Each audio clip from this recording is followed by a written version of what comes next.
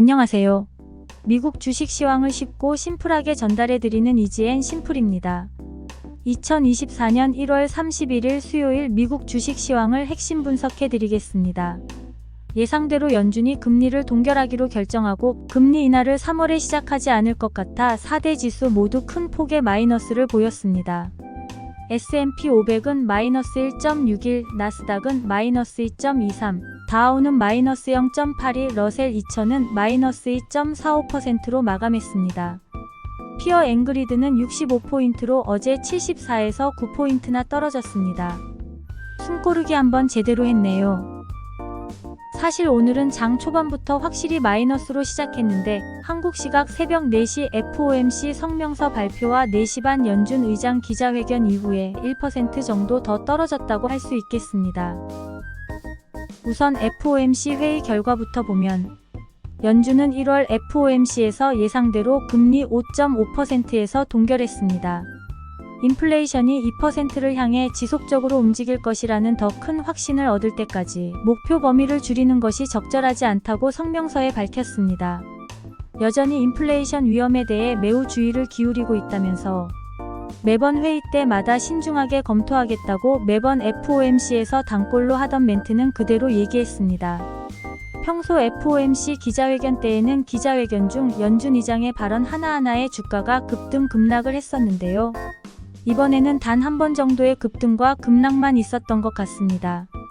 연준 위원들이 금리 인하에 대해서 대체적으로 공감한다는 뉘앙스를 내비치니 새벽 4시 40분경에 주가가 반등하나 싶었는데 그것도 한 5분 정도였고 인플레이션이 잡혀간다는 굿 데이터는 확인했지만 그레이트 데이터를 확인해야 한다고 말하면서부터 급락하기 시작했습니다. 금리 인하 시기를 3월이 아니더라도 5월에는 할 수도 있다는 약간의 뉘앙스라도 기대를 했습니다만 여전히 데이터를 보고 회의 때마다 검토하겠다는 기계적인 답변을 했기 때문에 3월 금리 인하는 거의 확실하게 물 건너 간 게 아닌가 싶은 생각이 들게 했으니 비둘기는 확실히 아니고 매에 가까웠다고 할 수 있겠습니다. 경제 전망에 대해서는 불확실하다면서도 견고한 속도로 확장되고 있다고 했습니다. 고용과 인플레이션 목표 달성에 대한 위험이 더 나은 균형을 이루고 있다고 했습니다. 연준 의장의 기자회견 직후에 패드와치는 3월 금리 인하 가능성을 약 34.5%까지 내렸습니다. 금리에 민감한 지표가 하나 더 있죠. 바로 미 재무부 10년 장기 채권 수익률입니다. 오늘 조기 금리 인하 가능성 축소에 비해 그나마 주가 낙폭이 적었던 것은 천만다행으로 10년 장기 국채 수익률이 떨어져준 덕분인 것 같습니다. 이게 만약 연준 의장 기자회견 직후 다시 반등하여 4%대로 진입을 했더라면 금리 인하는 정말 멀었겠구나라고 했을 텐데 다행한 일입니다. 어제 실적 발표를 한 마이크로소프트와 구글 알파벳 그리고 AMD는 시장에 큰 영향을 끼쳤습니다. 마소는 너무 실적이 좋았는데도 불구하고 주가가 마이너스 2.69%로 마감했기 때문에 매우 아쉬웠는데요. 장 시작할 때는 말아올린다고 생각했는데 그 이후에 확 빠져서 말아올릴 기미 없이 쭉 빠지기만 하다가 연준 의장 기자회견 이후에는 더 낙폭을 키워서 마감하고 말았습니다. 포스트에서도 작지만 마이너스 0.25%까지 빠졌다가 다시 포스트 막판에 0.14%로 오르고 있네요. 구글도 AI와 클라우드 모두 실적과 전망이 좋았는데 광고 부문 매출이 월가의 기대치를 살짝 미스했음에도 불구하고 무려 마이너스 7.5%나 내려 너무 낙폭이 과도하다고 생각되네요. AMD도 실적이 많이 증가했는데 다음 분기 매출 가이던스가 월가의 기대치에 못 미친다는 이유로 장 초반에는 마이너스 5.4%까지 내려갔다가 그나마 말아올려서 마이너스 2.54%로 마감되었습니다. 일론 머스크 보상에 대한 판결로 포스트에서 주가가 확 떨어진 테슬라도 서서히 반등해서 장 후반에는 양전까지 했다가 아쉽게도 FOMC 여파로 마이너스 2.24%로 마감되었습니다.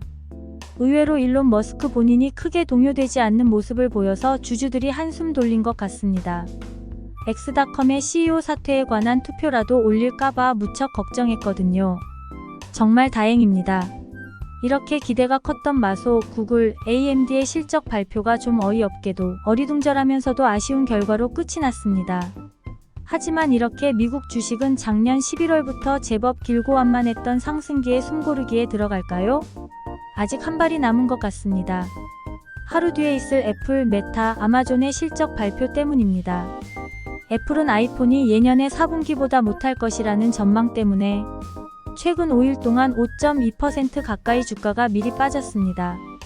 메타도 어제 구글의 광고 부문 매출이 안 좋다고 하니 오늘 미리 2.5% 가까이 빠졌고, 아마존도 장 초반부터 2.4% 가까이 빠졌습니다. 하지만 메타와 아마존은 의외로 좋거나 의외로 안 좋을 때가 많았던 것 같습니다. 마지막으로 한 방을 더 기대해 보겠습니다. 부디 내일은 이들 덕분에 장이 살아났다는 말씀을 드릴 수 있으면 좋겠네요. 한국 시각으로 목요일 새벽에 4분기 실적 발표를 한 중요 3개사가 있습니다. 먼저 반도체와 스마트폰 시장의 현황을 알 수 있는 퀄컴입니다. 퀄컴은 99억 4천만 달러의 매출과 EPS 2.75달러를 보고했는데, 이는 매출 예상치인 95억 4천만 달러와 EPS 2.36달러를 상회하는 수치입니다. 퀄컴은 2023년에 10년 만에 최악의 매출을 기록한 스마트폰 시장을 겪었습니다. 하지만 이번에 실적을 발표하면서 스마트폰 산업이 회복되는 것을 증명하는 것 같습니다. 두 번째는 비즈니스와 여행이 얼마나 원활해졌는지를 확인할 수 있는 보잉입니다. 보잉도 기대치를 뛰어넘는 4분기 실적을 발표했습니다. 보잉은 예상 매출 210억 7천만 달러 대비 220억 2천만 달러의 매출을 기록했습니다. 예상 EPS는 마이너스 0.76달러, 실제 EPS는 마이너스 0.47달러로 보고했습니다. 세 번째는 소비자들의 돈 씀씀이를 확실히 가늠해 볼 수 있는 마스터카드입니다. 마스터카드도 예상보다 나은 4분기 실적을 발표했습니다. 마스터카드는 장중 최고치를 경신한 후 상승세를 보였습니다. 마스터카드는 매출은 2분기 연속 13% 증가한 65억 5천만 달러, EPS는 3.18달러로 20% 증가했다고 발표했습니다. 팩트셋의 예상은 매출 64억 8천만 달러, EPS 3.08달러였는데 확실히 비트했습니다. 이 세 기업 모두 실적이 그 이전 분기뿐만 아니라 월가 분석가들의 추정치보다 높게 나왔기 때문에 장기 전망까지는 모르겠지만 현재로서는 경기 여건이 나쁘지 않다고 할 수 있겠습니다. 이상으로 2024년 1월 31일 수요일 미국 주식 시황 핵심 분석을 마무리하겠습니다. 내일은 더 좋은 소식으로 찾아뵙겠습니다. 쉽고 심플한 이지앤 심플이었습니다. 구독과 좋아요 부탁드립니다. 감사합니다.